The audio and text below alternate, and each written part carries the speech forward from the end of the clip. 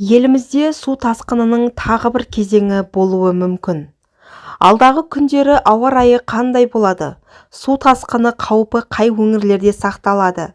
Қазгидромет еліміздегі күн райына қатысты болжамын айтты.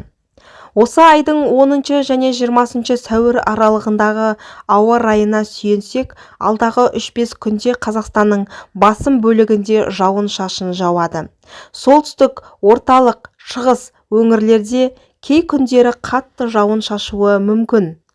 Қазгидромет ұзақ мерзімді ауа болжамы басқармасының басшысы Жұлдыз Исабекованың дерегінше, алдағы 3 күнде батыста, оңтүстік-батыста, оңтүстікте ауа температурасы түнде +5-10 градусқа дейін жоғарыласа, күндіз 15-25 градусқа дейін жоғарылайды.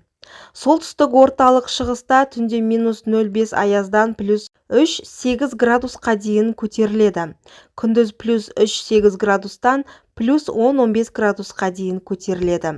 15 және 20 сәуір аралығында еліміздің ауа температурасы біртіндеп жоғарылайды. Күндіз +20-28 градус жылы болады, дейді Жұлдыз Исабекова.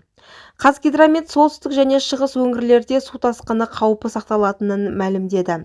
Мәселен, шығыс Қазақстанның солтүстік жартысында, таулы аудандарда және солтүстік Қазақстан облысында қар жатыр. Жауын-шашын жауғаннан кейін қар ериді. Сондықтан бұл өңірлерде су басу қаупі сақталады, деді Серік Ибраимов ведомство өткен баспасөз мәслихатында. Ибраев Ресейден келіп жатқан тасқын қаупі әлі сейілген жоғын айтады. Екінші толқыны енді басталады. Ресейдің Ириклин су қоймасынан келетін су көлемі бір апта бұрын бірінші кезеңі жеткен болатын. Екінші толқыны енді бір аптадан соң жетеді деп күтілуде. Өздеріңізге мәлім, ол сулар Батыс Қазақстан облысы мен Атырау облысына өтеді. Мұндай ақпараттар наурыз айынан бастап ескертіліп келе жатыр. Су тасқыны қаупі Жайық өзенінің бойындағы аудан мен ауылдарға әсерін етуі мүмкін. Жауапты министрліктерге осы жайт туралы ескертілді, деді спикер.